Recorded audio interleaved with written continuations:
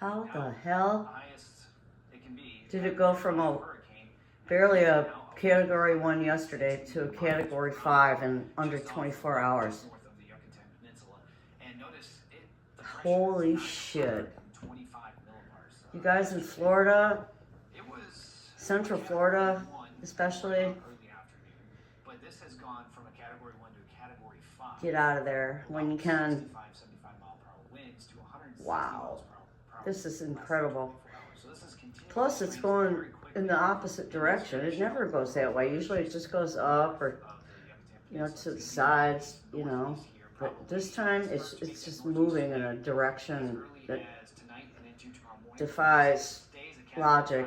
So it's clearly creating its own environment. And they said it's supposed to weaken before landfall.